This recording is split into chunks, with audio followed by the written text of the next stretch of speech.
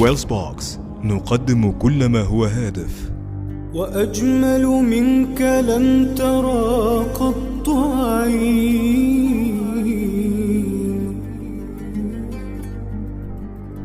وأطيب منك لم تلد. Wajibatun lil walidaini wal mauludin. Nafkahnya menafkahi keluarga itu adalah hukumnya wajib bagi kedua orang tua dan termasuk bagi anak-anak yang dilahirkannya. Fa'amal walid, kewajiban bagi kedua orang tua adalah fatajibu nafaqatuhum bisyartaini, wajib menafkahi anak-anaknya atau al-mauludin dengan dua syarat, al-faqru waz zamanah wal faqri wal majnun. Kalau wa amal mauludun, kalau nafkahnya anak terhadap orang tua, mungkin fatajibu nafaqatuhum bisyurutin al-faqri was-sabri. Oh, terbalik ya. Kalau nafkahnya menafkahi orang tua itu hukumnya wajib disebabkan karena dua hal, yaitu al-faqri waz zamanah wal faqri wal majnun. Kalau menafkahi anak itu hukumnya wajib dengan batasan, dengan syarat-syarat al-faqri was-sabri wal faqri waz zamanah wal faqri wal junun. Jadi fakir karena kecil, fakir karena zamanah, wal faqri karena junun. Intinya seperti itu. Nah, terus sekarang wajibnya orang tua atau menafkahi kedua orang tua. Wajibnya menafkahi kedua orang tua. Jadi menafkahi kedua orang tua itu didasarkan pada dalil firman Allah, wasahibahuma fid dunya ma'rufa. Ini dalil ini sifatnya umum, jadi bukan dalil zahir, bukan dalil yang sifatnya secara zahir menegaskan perintah menafkahi, tetapi perintah hanya mempergauli. Terus yang kedua, wawasainal insana biwalidayhi husna. Yang kedua ada perintah dari Allah. Perintah dari Allah agar setiap manusia, jadi perintah dari Allah agar setiap manusia itu senantiasa berbuat baik kepada kedua orang tua. Dalil yang kedua ini sifatnya juga masih umum. Disebut masih umum itu karena tidak menunjukkan makna secara tegas makna perintah. Tidak menunjukkan secara tegas makna perintah. Karena tidak menunjukkan makna tegas secara perintah, berarti seolah-olah tidak ada perintah bahwasanya perintah secara langsung untuk menafkahi kedua orang tua.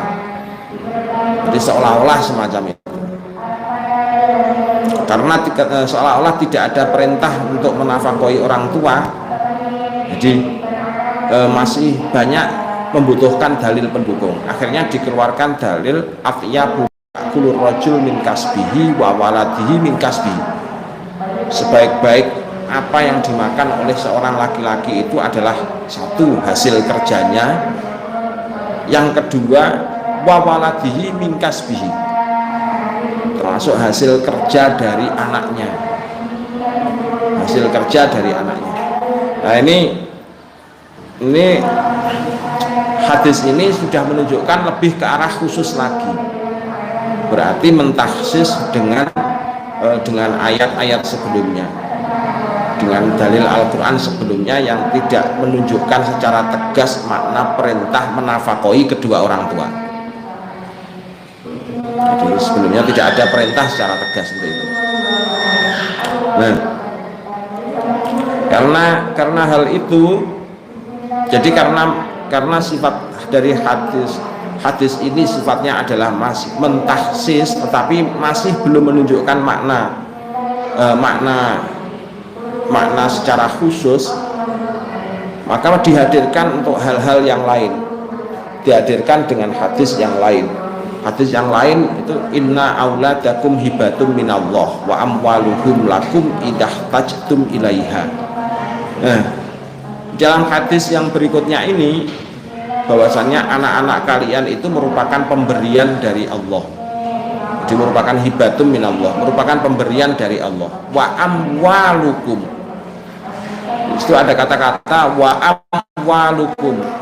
Maknanya amwal di situ adalah maknanya harta. Artinya orang anak itu dikiaskan sebagai harta bagi orang tua. Artinya kalau sebagai harta berarti orang tua itu berhak untuk mengambil kapan saja dia butuhkan. Kapan saja dia butuhkan. Nah, berarti semua perintah-perintah yang secara tegas tadi itu memang tidak ditunjukkan bahwasanya anak itu wajib menafkahi kedua orang tua, tetapi semua dalil itu mengarah ke arah yang menunjukkan bahwasanya anak itu adalah bagian dari hartanya orang tua. Artinya kalau bagian dari hartanya orang tua berarti si anak itu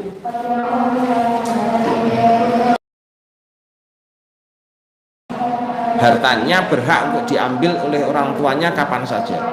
Mengambilnya orang tua terhadap harta anaknya tidak bisa dihukumi sebagai pencuri. Jadi tidak bisa dihukumi sebagai pencuri.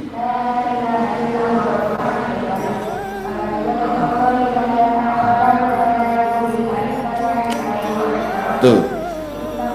Jadi mengambilnya orang tua terhadap harta anaknya itu tidak bisa dihukumi sebagai pencuri. Disebabkan apa? Disebabkan karena dia mengambil hartanya sendiri. Allahu a'lam bishawab. Al-Fatihah.